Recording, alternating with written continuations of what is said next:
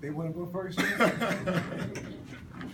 When you have so many injuries, how can you evaluate this team and how difficult? Well, I mean, like I said, there's always a silver lining. There, you watch the young guys play tonight, and you saw a lot of good things. I thought Trez, he's not a young guy, but I thought he played terrific.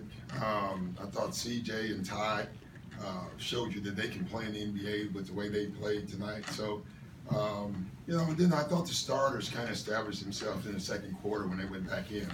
So there was a lot of good things that you see. We still got to take care of the ball. We're turning the ball over. In their defense, you have two of your guards out, two of your ball handling guards out, and so a lot of other guys have to do the ball handling right now.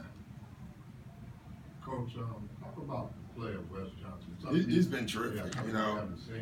Yeah, he's making shots and he's confident, and you just got to keep doing it. And I told him that last year, told him that the year before.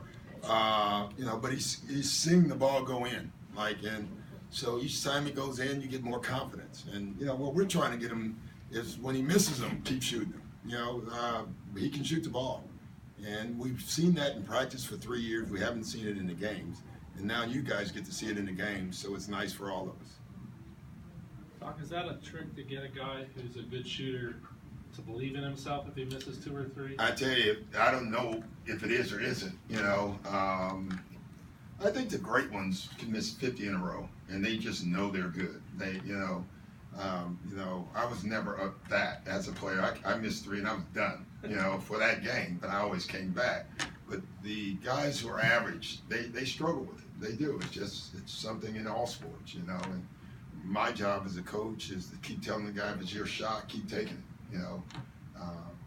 The problem is if he keeps missing it, then he has self-doubt. And, our league has so much information now, and guys start listening to reading, changing their shot, and, and that's never going to help, But I thought Wes this summer had worked the hardest that I've ever seen him, and the work is paying off for him. Doc, I think last game you said you wanted the ball more in Mueller's hands. Did you like how he got the ball today? Yeah, I like today. We have to do that when Pat's on the floor with him and Austin's on the floor. Though, he tends to give them the ball more. I want him to have it in them to space and he scores. But I liked him in the second half too because he's looking for shots as well. He wasn't just trying to pass the ball. I thought he was a playmaker still and an aggressive scorer, and I thought that was good for us. Based on the minutes everyone played between 23 and 30 minutes, have you decided on starters for tomorrow that you're playing with? Well, we don't have a lot. A lot of guys aren't going to play, and so that means we're not going to have a lot of guys that are playing because I think my numbers have it at 7. So I hope no one gets in foul trouble tomorrow. I'll put it that way. Coach, besides the injuries, is this team where you want it to be right now? Yeah, I think so. I don't know. I think they are. I like our spirit. I like how we're playing. You can see we're close. The ball's moving, guys pulling. So I like all that. It's hard to gauge because so many of the key guys have been out. I'm hearing that they all will be at practice Monday or Sunday. So that would be great. I don't think Patrick will be, but everybody else, from what I've heard, will practice on Sunday, and that would be nice. We need name tags. I haven't seen any of them in a while, so it'd be good to see them again. Coach, given some of the new faces and some of the injuries, at this point, is it like leadership by committee right now, or are there some really strong voices in the locker room?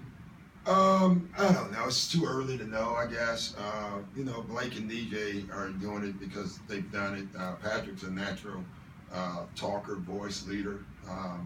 I've always, the whole leadership thing, I think the players always tell you who's going to lead them.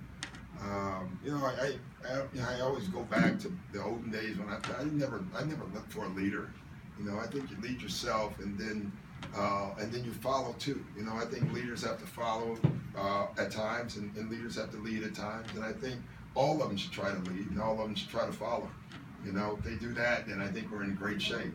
It's when no one wants to follow and then no one wants to lead is when your team gets into trouble. And just to follow up, with the changing landscape of the West and your team as well, is there any sense of being an underdog this season? I think everybody's an underdog. Golden State's the best team, and everybody else is trying to catch Golden State. So until I get a news bulletin that they're not the best team, I think we're all underdogs, and we're all in for the fight. Like, I think everybody has accepted the challenge, and the problem is so have they. So it should be a great season for fans, for sure. There's a lot of good basketball, probably too much good basketball in the West as far as I'm concerned, but there's a lot of good basketball. Thanks, guys. Thank you.